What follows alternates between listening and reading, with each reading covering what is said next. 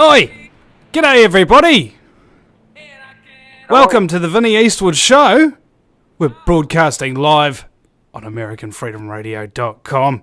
I happen to be sitting right here in the fabulously fluoridated capital of Auckland, New Zealand, the island-chained nation in the sunny slave South Pacific. It's freaking gorgeous down here, and it glows with a radiance almost reminiscent of Fukushima, and everybody's managed to snap up a part-time job as an incandescent light bulb to help the economy. Today, on the line here, I believe we have a man named Roy Aigner, and we're going to be talking about the Columbine massacre. Now, I don't know if anybody else has heard this, but apparently in Connecticut, there's a town that's been rocked by a mass shooting at an elementary school, and this has come out in Reuters here. Okie dokie. This is apparently one of the biggest killings that I've ever made. So I think it's very synchronistic that at this particular point in time, we happen to have somebody talking about the Columbine massacre. Unless I'm mistaken, Roy would be on the line there. Roy. Hello, my name's Ron. Ron! Sorry. Yes. We just kind of pulled this together in about 60 seconds. From the Columbine area, and I'm still in shock from this latest tragedy. But as we all should understand, this tragedy indicates that we're not done with this topic. And what I hope to share with you today is that we can't trust the people that are dealing with this topic. In our Columbine investigation, we've learned that they don't want to discuss the truth that we've unearthed. I work with Donna Taylor, who I was hoping to have on the program today, but I guess I'll wing it on my own. We have somebody on the caller line here in a 212 area code. Is that you, Donna? Oh, maybe that's. We have another lady that's working hard on Donna's behalf. Kathleen Thomas. That could be her. Well, I don't know. It's in a 212 area code. Caller, you're on the air. Apparently nobody there. Never mind. Oh. Looks like you are on your own. Well, actually, you're not. You're with me. I am having a little difficulty with you as far as volume, but I'll try to... would you repeat that and say it just a wee bit louder and I can hear you better? Can you hear me now? Is that better? Yes. Okay. Yeah, I can normally hear you. You have a very distinctive voice. I've been to your country. I just love you people there. Hopefully maybe we can actually go there and do the filming that we plan to do about the tragedy of Mark Taylor. But let me get on with it. Mark Taylor, who got shot, he was the first one to get shot at Columbine, ended up getting persecuted over his whistleblowing. And what he was doing is it was revealing the truth. Number one, the shooter at Columbine was on psychotropic drugs, and at the time of Columbine, it wasn't well known that these drugs cause suicidal tendencies. And so he and John DeCamp, an attorney who's quite famous for writing the book, The Franklin Cover-Up, went to court against the pharmaceutical companies, and as a result, they have abducted Mark illegally. They just framed him and took him away and put him on the same psychotropic drugs that he was going around saying that were quite dangerous. And another thing we learned about our investigation is why the shooter that shot Mark was on psychotropic drugs. And this prevented Mark from getting any protection from law enforcement, because this points the finger back at law enforcement when we learned that the shooter that shot Mark had been raped during an arrest. And now we have attorney, well, he is a doctor of law, Attorney John DeCamp, openly stating that the shooters were raped multiple times. So here we have two boys that were victimized through pedophilia, and they put drugs in them to try to control them. Now, what concerned us was the fact that they had an opportunity to stop Columbine when they had prepared a search warrant for one of the shooter's house, for Eric Harris's house, and they didn't act on the search warrant. We found that when the boys had been raped, they were in the process of covering up the pedophilia, and were afraid that the truth would come out in a courtroom as to why these boys were building bombs. So you understand it's quite deep as far as their responsibility in not stopping Columbine, because they failed in their responsibility by trying to protect a pedophile police officer. And then since then, we've got the long, long story of trying to bring this forward to all of our people that we would consider responsible people in the position of trust. And, well, for instance, we wouldn't be on your show talking from New Zealand tonight if these people that were in the position of trust were doing their job. In other words, they would have investigated the rape of the shooters. And our investigation is quite intensive. It involves a forensic psychologist that has researched this, and we have hundreds of people who have researched this. We've got over 1 million hits on our YouTubes, for instance. So if you have a moment, grab a pencil, and I'll give you 2 websites that you can go to and see some of our investigation, and then what has happened to Mark Taylor because of his outspokenness. You can go to Release Mark Taylor. Just Google that and go to his Facebook page. There's another number of articles that come up. And you could also go to Columbine Family Request. Now, the Columbine Family Request article has an interesting side story or a rabbit hole or whatever, where we go to a Sheriff Pat Sullivan with our information, hoping that he'll investigate it, and then later find out that Sheriff Pat Sullivan is arrested for trading methamphetamines with homosexual prostitutes, and he admits to having sex with underage children. So this is the kind of law enforcement we're up against. It goes on to another school shooting, the Platte Canyon tragedy, in which we learned that the school resource officer was getting girls pregnant. And most interestingly, this school resource officer, his name is Jeff Wood, ends up in the as a winner of a National School Safety Award.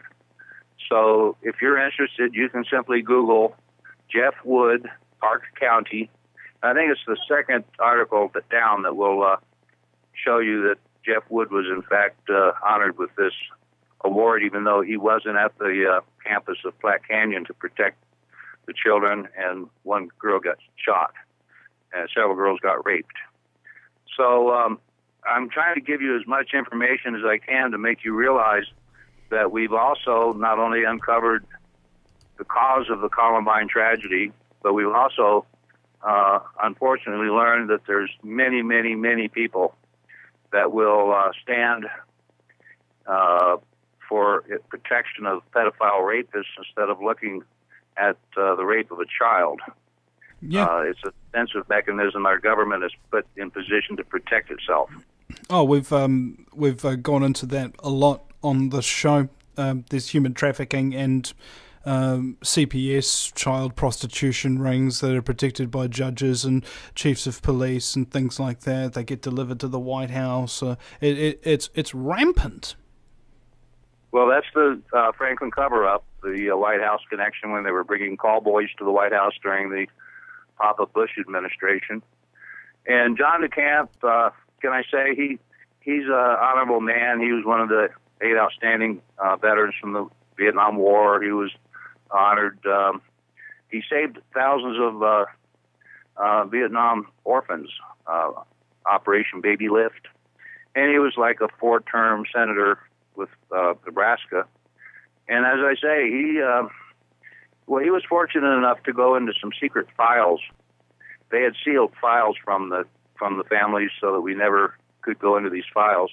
And they included what they called the basement tapes. Now, these were tapes that the shooters made, and they've been sealed. And also the depositions of the shooters' parents have been sealed.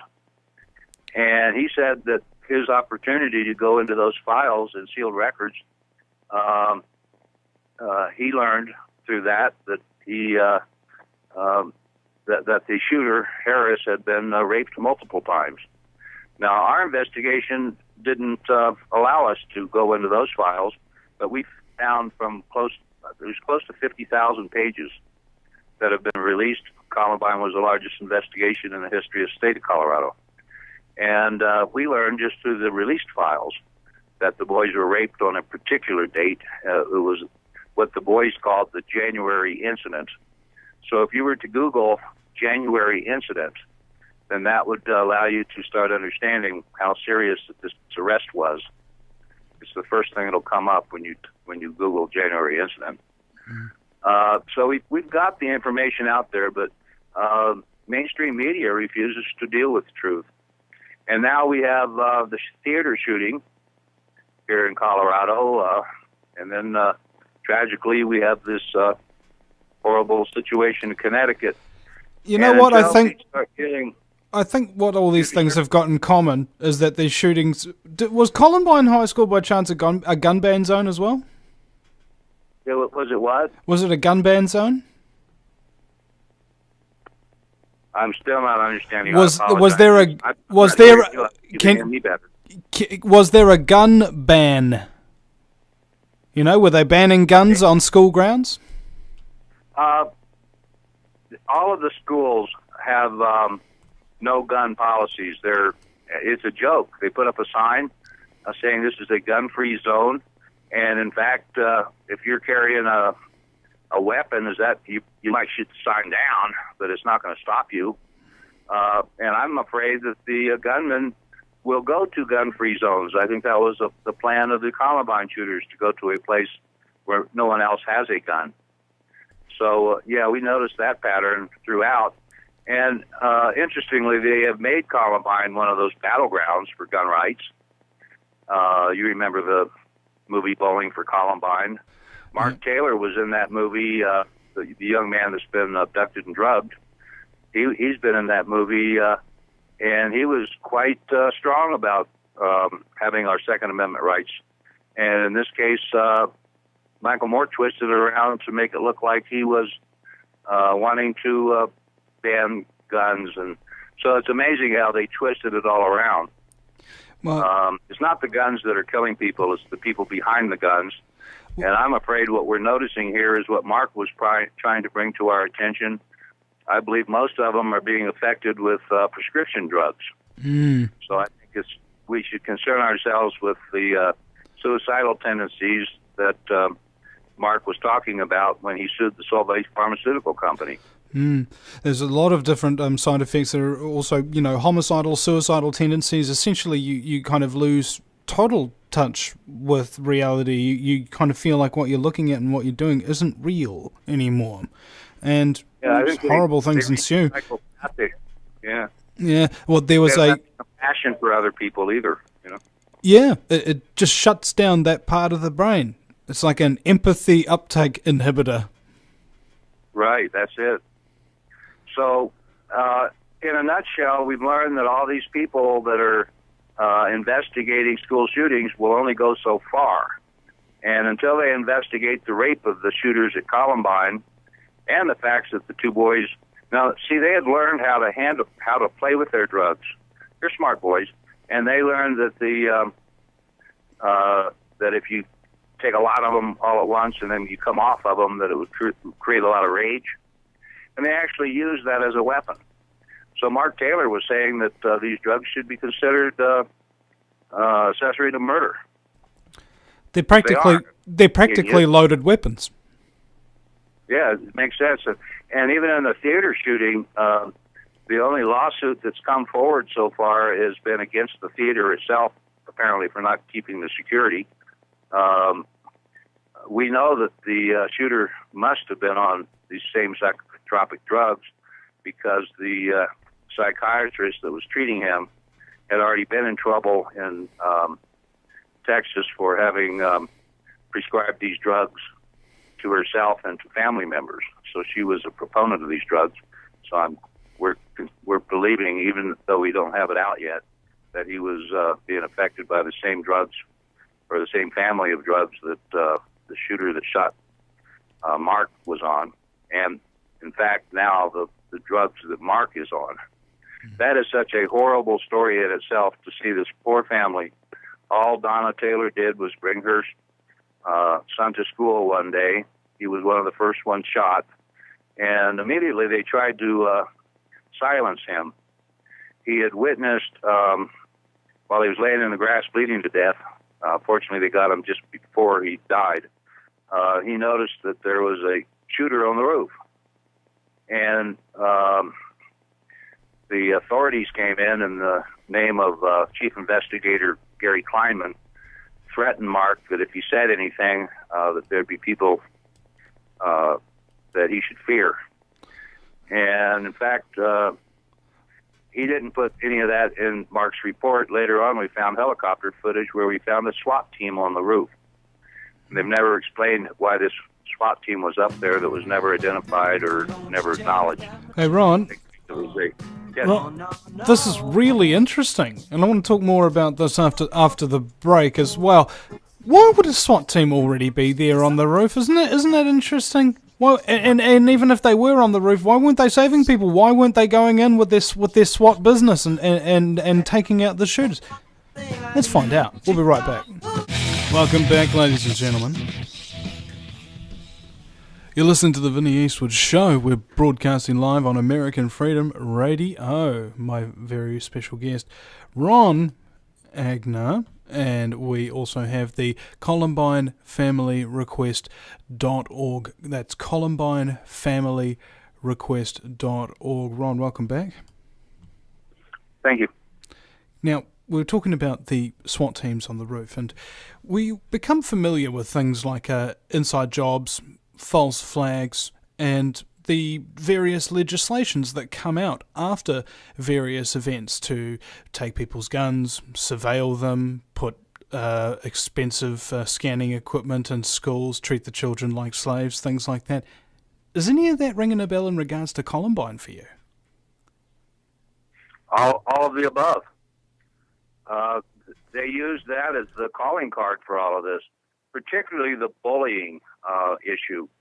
Now, we have a story as to how this was spun. If you like to hear about COINTELPRO and spin doctors and such, go to a website called Hugging the Spotlight by Jessica Siegel and read, it's down about halfway where it says Media City, and you'll see how they spun the story about being like a gang story between two factions, the Trenchcoat Mafia and the Jocks. And you'll learn that Michael Smith didn't even go to Columbine High School, but yet they ran with that story. You understand? Yes. And this is all still up on the internet. So most of this stuff, like I'm explaining here, these articles were written like 13 years ago. So go back to that article and read where Michael Smith spun the story to make it sound like this was an internal Columbine school tragedy, but they would never left that story outside the schoolyard, even though one of the shooters had a bumper sticker on his car that says, "I hate this town." So, that one bumper sticker indicates there was something serious. Now, let me explain to you what we know about or why we suspicioned this arrest as being the impetus for the tragedy. We found a written motive, and it's well documented. It was in the yearbook prior to the tragedy where Dylan, one of the shooters, is writing to Eric, and he says, "We'll be killing cops, blowing up things. It'll be Holy April morning of natural-born killers." And then he goes, this is very important. They called their arrest the January incident. In this case, they mentioned the January incident as being the reason, because he goes on to say, "My wrath for January's incident will be godlike, not to mention our revenge in the Commons." Well, the Commons was a school lunchroom where they placed the bomb. So it was actually meant to be a bombing. And when you go back to that word wrath, Dylan was wearing the word wrath on his T-shirt during the day of the tragedy. So it's not that hard to start understanding this. So then, the January incident becomes of a concern because they've mentioned this as being the reason that they have wrath. And you find a picture. Harris drew a picture while he was under arrest, and then he cleverly put some foreground over it so you couldn't readily see what was in the picture. And we've, on our website, we've taken away the foreground so you can see that there were two stick figures one of them on all fours and the other one in a sodomizing position with a star on his chest. So obviously that raised our suspicion as to, well, what does that picture mean? And now we've got, actually, on our website, you can see where Harris is being taunted by a couple of his classmates. And then his response is, no, I don't think so. He's being accused of having anal sex. And he says, no, I don't think so, instead of denying it. If you're real careful, you can actually hear one of his other friends say, no, I wouldn't go there. So all of the little pieces that we have, all circumstantial, but all lining up. And then to have the support of John DeCamp when he says that it was as simple as going to the sealed documents. So what we need now, I guess, is to get those documents released. I don't see where they have a right to withhold documents that suspicion them of provoking these two shooters into shooting the kids at Columbine. To look at it from another perspective, this is a very easy way to look at it. This story about it being about jocks does not, according to Kate Batan, the lead investigator, she says it does not pass the smell test. In fact, if these two boys were gunning for jocks, they would not have gone to the library. That's the least place that you would find jocks. You'd go to the locker room or the playing field or the gymnasium, anywhere but the library. You understand? So, didn't make sense. Who were their real targets? Bill Ritter, the governor of Colorado, came out and supported this spin. So then it became the official spin. And all of these people, including the governor and particularly Ken Salazar, who was the attorney general during the Columbine tragedy, now he's the Interior Secretary, were all involved in the cover-up, with Attorney General Salazar being the kingpin of the cover-up. What is he doing in the White House? All I'm telling you is this can expose a lot of people, including President Clinton, who we had an opportunity to go speak with during he was here to raise money for a memorial, and we were at this $250 plate dinner, and it was at the Adams Mark Hotel here in Denver, and we're in a private meeting with him, and Donna Taylor takes me there, and he puts me in Clinton's face and says, tell him what you know. And I told him that we had learned about this stuff. So they all want to protect the pedophile rapists that caused the tragedy, obviously for political reasons. But we're here to protect the children. You understand? We don't go along with their program of protecting pedophile rapists. We tend to think that the children are more important, and until they take this seriously and responsibly and investigate the rape that caused the Columbine tragedy, I would guess that most parents shouldn't trust them either. Who is the person alleged to have raped the boys? It was a Sheriff Walsh. There's actually a file in a El Paso County that actually names him. The name of the file is named walshbuttrape.txt. And that in that file is the picture that Harris drew. That's the picture that we gave to Sheriff Pat Sullivan, who was involved in the pedophilia. So you understand, we don't have anybody to give our information to that isn't a pedophile here. You know what? Are these, by chance, are these two guys, are they the, how many rapists are we talking about? How many what? How many rapist pedophile cops are we talking about here? Just the one or two? Well, actually, it hooks up with another one that it's a sideline to Columbine, but here's a boy that was hung to death in his basement. His name was Robert Lattin, and his father discovered that he had an association with an Arapahoe County deputy that was later convicted of pedophilia. So all of these are considered suicides, but we don't think so. This goes on to where we learned about child trafficking, and it happened to be a lovely young lady by the name of Judy Chase.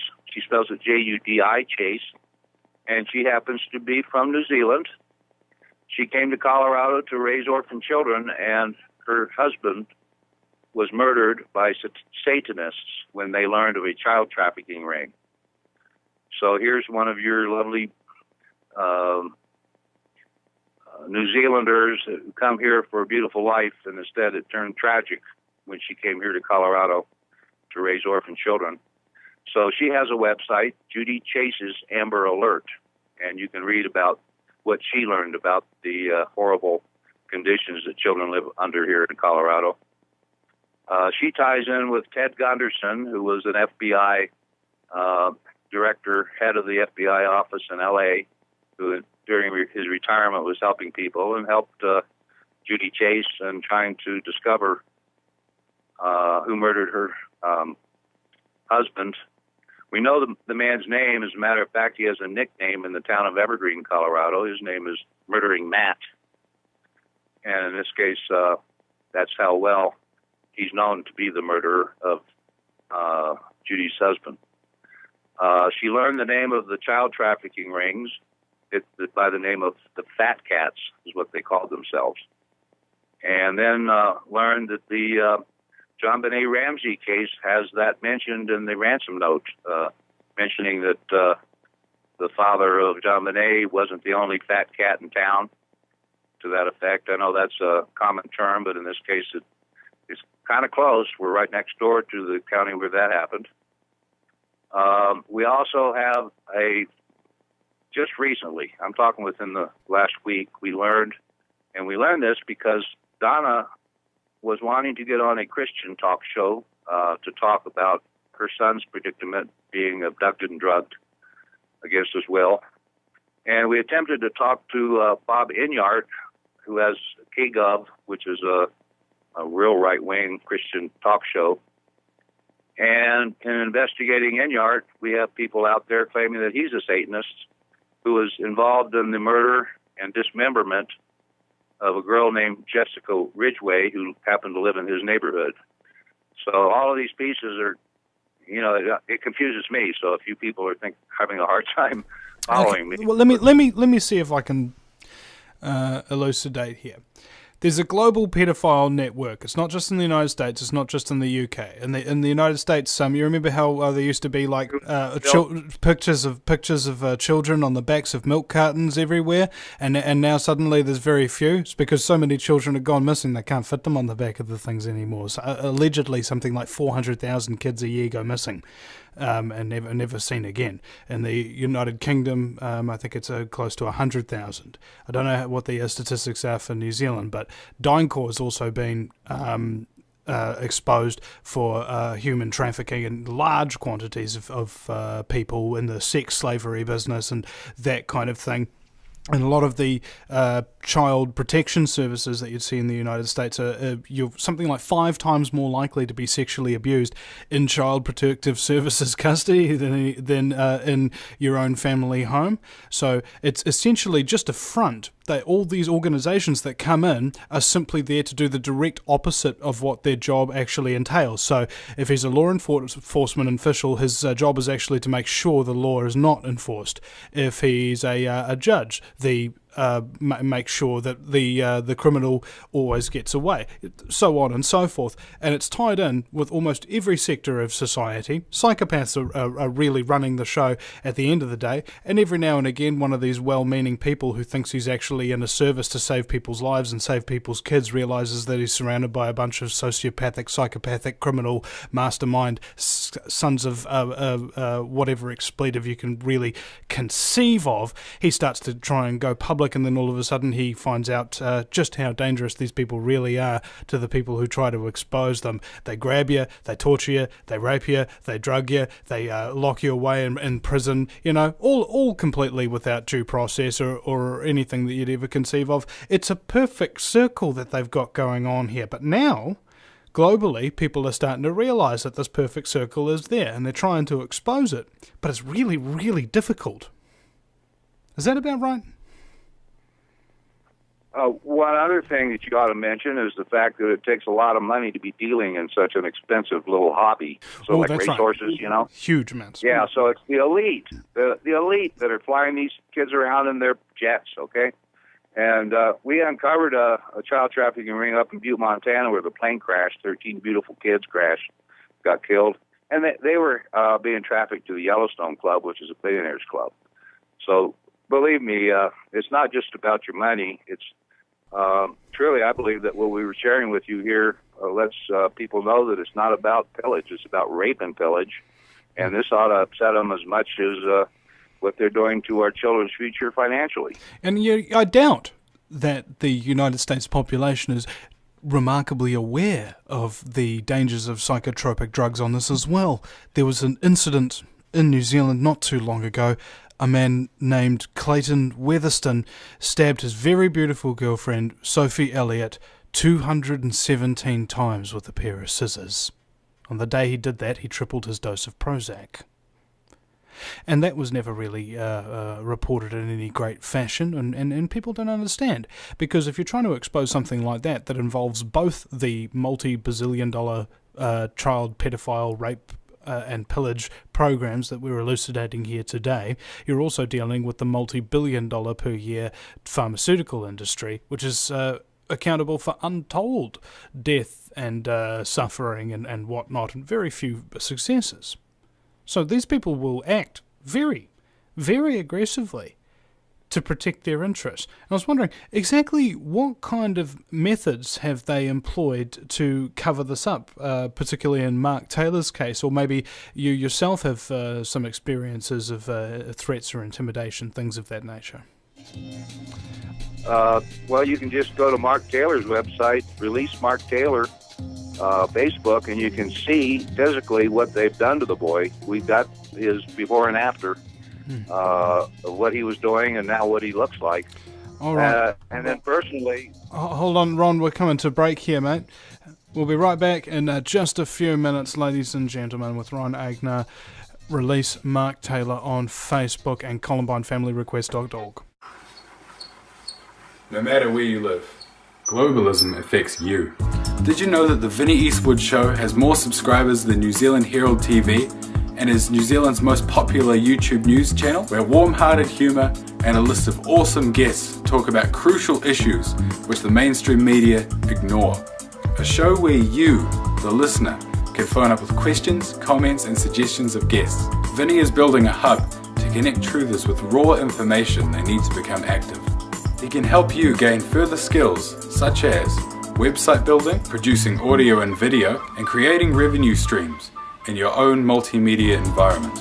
Because Vinnie supports such a wide range of people in the truth movement, he is not government or corporate backed and relies entirely on your donations. Give now, give generously, or subscribe for $10 a month for access to ad-free video archives. Just visit thevinnieeastwoodshow.com and click donate.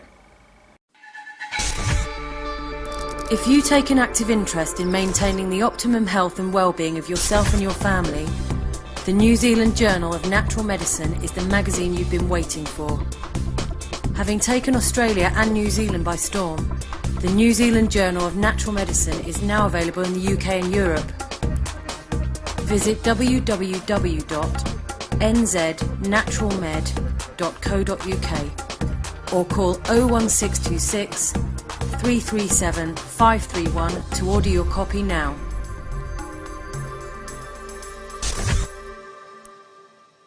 Do you realise every day we are being put under constant stress from wireless radiation? What's worse is that you don't even know that it's happening. It puts as much stress on our body as if we had a constant viral infection, draining our energy and sapping our strength, or just making us irritable and fatigued. These wireless fields are being emitted from computers, microwaves, mobile phones, power lines, and any electrical appliance. Now there is a solution. A group of research engineers in New Zealand have come up with an active shielding device that shields you from wireless radiation at a cellular level. Blue Shield comes in 3 models: a household, portable, and USB that plugs into any computer. The great thing about Blue Shield is it is very affordable and guaranteed to last. A one-off purchase will see you being protected for years to come. Visit AmericanFreedomRadio.com and click on the Blue Shield banner. Blue Shield, brought to you by theVinnieEastwoodShow.com.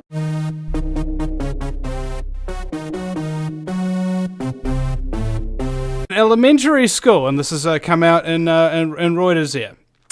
Okie dokie. This is apparently one of the biggest killings that have ever made. So I think it's very synchronistic that at this particular point in time, we happen to have somebody talking about the Columbine massacre. Unless I'm mistaken, Roy would be on the line there. Roy. Hello, my name's Ron. Ron! Sorry. Yes. We just kind of pulled this together in I about am 60 calling seconds. From the Columbine area, and I'm still in shock from this latest tragedy. But as we all should understand, this tragedy indicates that we're not done with this topic. And what I hope to share with you today is that we can't trust the people that are dealing with this topic. In our Columbine investigation, we've learned that they don't want to discuss the truth that we've unearthed. I work with Donna Taylor, who I was hoping to have on the program today, but I guess I'll wing it on my own. We have somebody on the caller line here in a 212 area code. Is that you, Donna? Oh, maybe that's. We have another lady that's working hard on Donna's behalf. Kathleen Thomas. That could be her. Well, I don't know. It's in a 212 area code. Caller, you're on the air. Apparently nobody there. Never mind. Oh. Looks like you are on your own. Well, actually, you're not. You're with me. I am having a little difficulty with you as far as volume, but I'll try to. Would you repeat that and say it just a wee bit louder, and I can hear you better? Can you hear me now? Is that better? Yes. Okay. Yeah, I can normally hear you. You have a very distinctive voice. I've been to your country. I just love you people there. Hopefully, maybe we can actually go there and do the filming that we plan to do about the tragedy of Mark Taylor. But let me get on with it. Mark Taylor, who got shot, he was the first one to get shot at Columbine, ended up getting persecuted over his whistleblowing. And what he was doing is it was revealing the truth. Number one, the shooter at Columbine was on psychotropic drugs, and at the time of Columbine, it wasn't well known that these drugs cause suicidal tendencies. And so he and John DeCamp, an attorney who's quite famous for writing the book, The Franklin Cover-Up, went to court against the pharmaceutical companies, and as a result, they have abducted Mark illegally. They just framed him and took him away and put him on the same psychotropic drugs that he was going around saying that were quite dangerous. And another thing we learned about our investigation is why the shooter that shot Mark was on psychotropic drugs. And this prevented Mark from getting any protection from law enforcement, because this points the finger back at law enforcement when we learned that the shooter that shot Mark had been raped during an arrest. And now we have attorney, well, he is a doctor of law, Attorney John.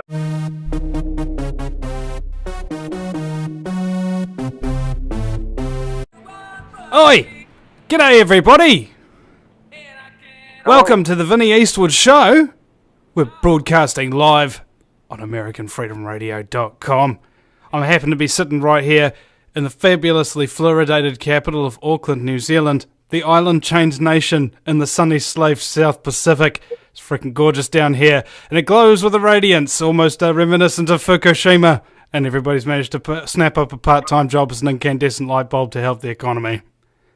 Today, on the line here, I believe we have a man named Roy Aigner, and we're going to be talking about the Columbine massacre. Now, I don't know if anybody else has heard this, but apparently in Connecticut, there's a town that's been rocked by a mass shooting